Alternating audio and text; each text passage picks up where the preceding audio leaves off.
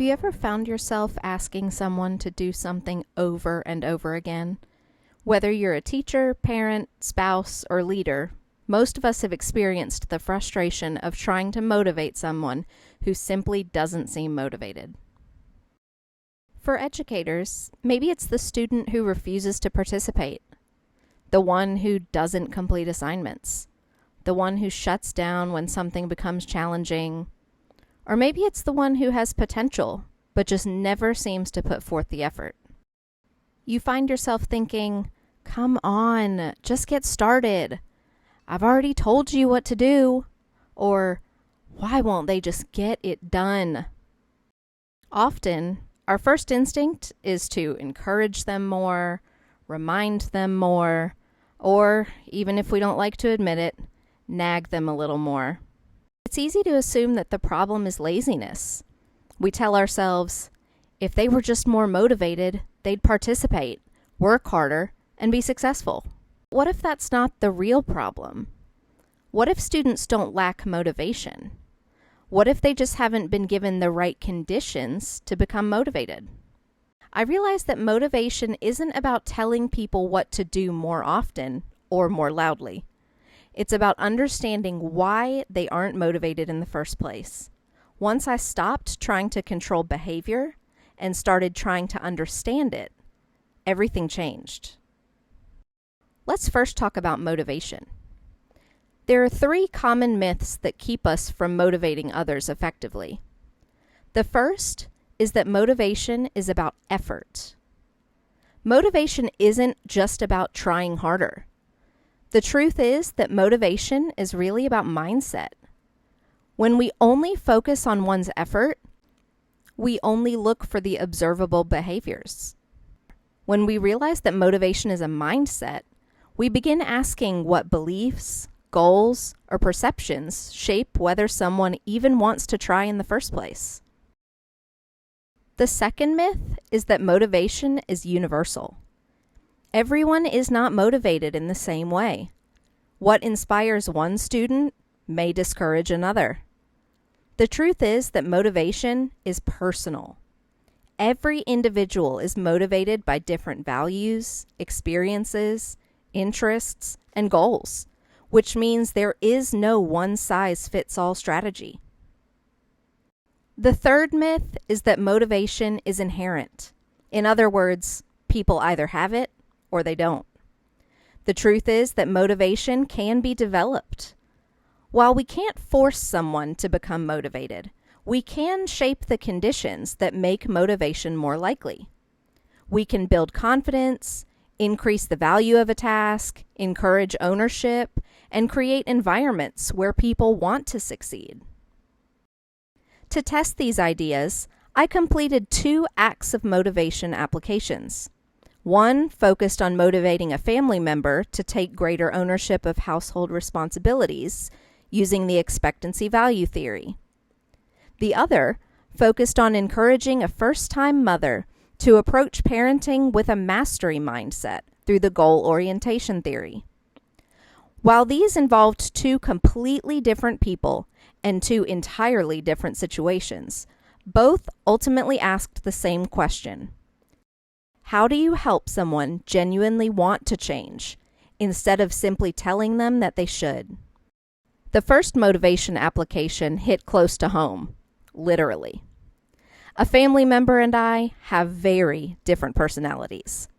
I'm highly organized and thrive on structure, while he is much more relaxed and easygoing. For years, our biggest source of conflict wasn't whether household chores needed to be done.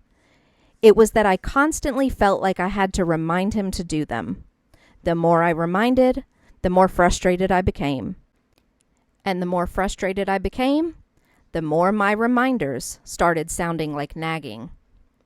Looking back, I realized I was trying to increase motivation by increasing pressure, but nothing was really changing. That's when expectancy-value theory helped me see the situation differently. According to this theory, people are most motivated when 2 things are true. First, they believe they can successfully complete the task, and second, they believe the task is worth doing. In this situation, ability wasn't the issue. This family member absolutely knew how to unload the dishwasher, vacuum, scoop the litter box, or fold laundry. He knew that he could successfully complete the chores. The real issue was value. He did not see disorganization in the same way I did. Those tasks simply didn't carry the same importance for him that they did for me. Instead of focusing on the chores themselves, I focused on changing the environment. First, I stopped nagging and started explaining. Rather than repeatedly reminding him what needed to be done, I explained why those responsibilities mattered to me. I shared how coming home to clutter after a long day of teaching increased my stress and made it difficult for me to relax. Second, I stopped assuming and started creating clarity. We created a shared digital calendar with assigned responsibilities. Instead of relying on verbal reminders or expecting him to read my mind, the expectations became visible, specific, and manageable. Finally, I stopped criticizing and started appreciating. Instead of focusing on whether a task had been completed exactly the way I would have done it, I made an intentional effort to recognize and appreciate his contributions. I wanted success to feel rewarding rather than feeling like another opportunity for criticism. As a result of these changes, over time, I began noticing a real shift in our home. Instead of relying on constant reminders, this person began taking greater ownership of his household responsibilities. The conversations became more positive, the tension decreased, and the tasks were completed more consistently. The experience reinforced an important lesson. Lasting motivation isn't about telling people what to do. It's about helping them see why it matters. While my first experience taught me that motivation increases when people see the value in a task and can see themselves succeeding, my second experience taught me something equally as important. This application involved a first-time mother. As an educator, I naturally found myself wanting to share what I knew about child development, literacy, language acquisition, and healthy technology habits. I encouraged her to read to her daughter, talk to her often, sing songs, and be intentional about screen time. But as I reflected on this experience, I realized those parenting choices weren't actually the motivation issue. According to goal orientation theory, the goals we pursue influence how we approach learning. Individuals with performance goals are primarily concerned with demonstrating competence and avoiding mistakes, while those with mastery goals are driven by a desire to learn, improve, and become more competent over time. In other words, performance is about proving what you know and looking the part, while mastery is about expanding what you know and becoming the part.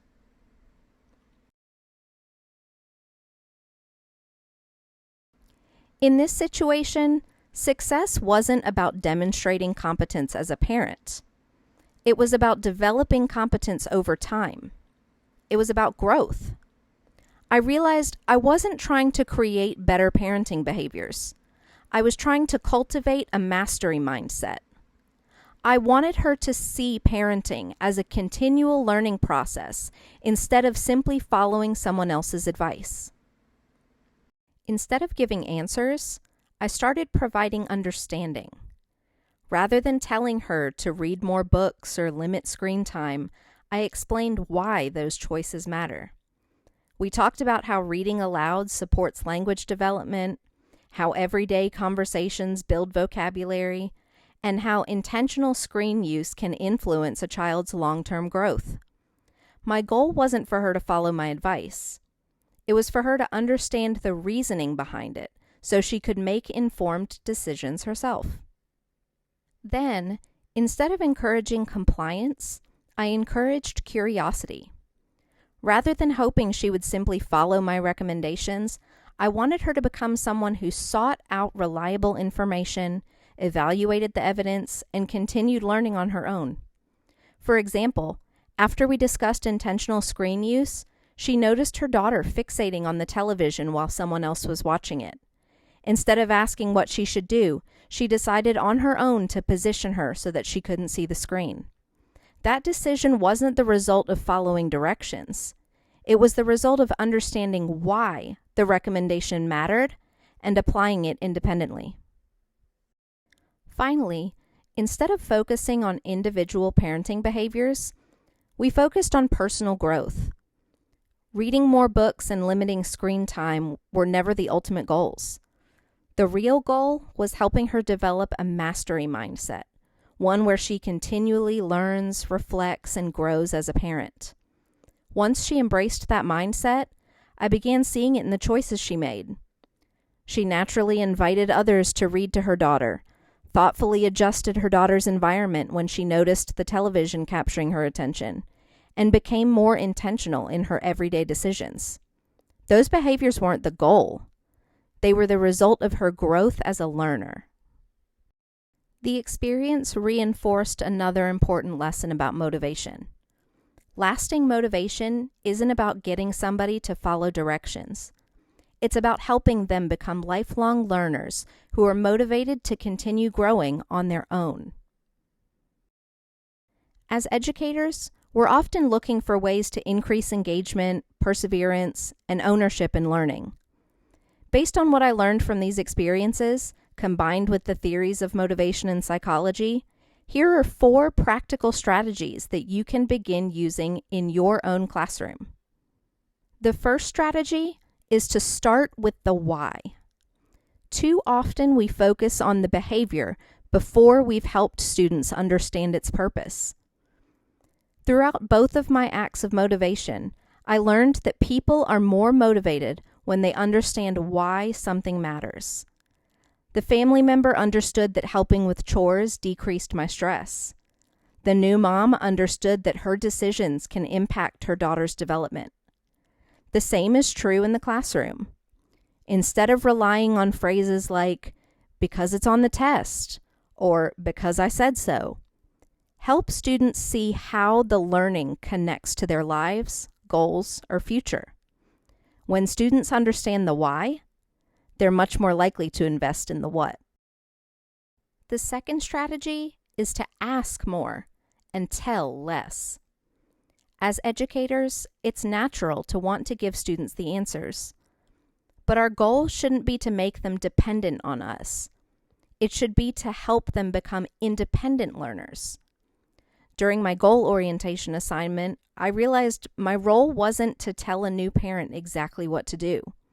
It was to help her understand why certain parenting decisions mattered so she could continue making thoughtful decisions on her own. We can do the same in our classrooms. Ask questions that encourage students to think critically, reflect on their learning, and explain their reasoning. Then provide the understanding they need to connect those ideas and continue learning on their own. The third strategy is to create opportunities for success. Motivation isn't just influenced by whether students value a task.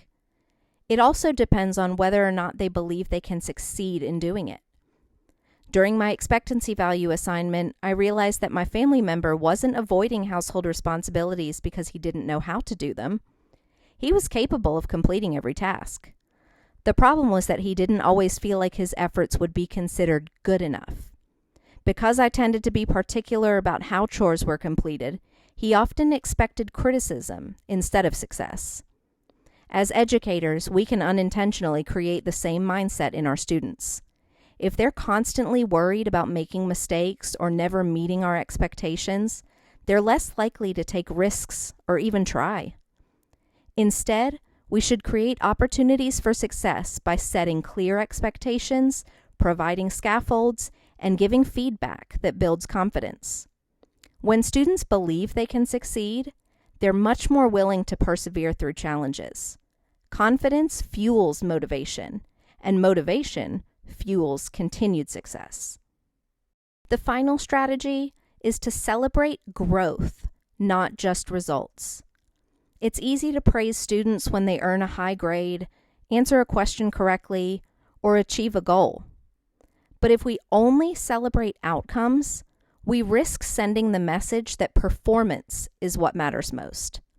Instead, recognize the effort students put into learning, the risks that they take, the questions they ask, and the progress they make along the way.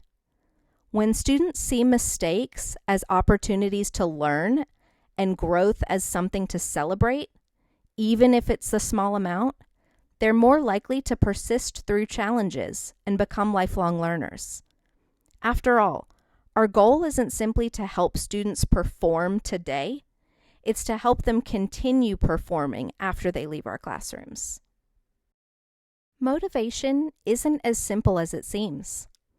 It isn't something we force, it's something we foster. It isn't built through pressure or persistence alone. It begins with understanding. Help people see the why. Help them believe they can succeed. Encourage them to ask questions, think critically, and celebrate growth along the way. Because our goal isn't simply to get people to do the next task. It's to help them become the kind of people who are motivated to keep learning long after we're gone. So the next time you catch yourself saying, "I've already told them 3 times," or "he just refuses to do the work," pause and ask yourself one question. Am I trying to change their behavior, or am I trying to change their motivation? Because when we stop nagging and start motivating, we don't just change what people do, we change who they're becoming.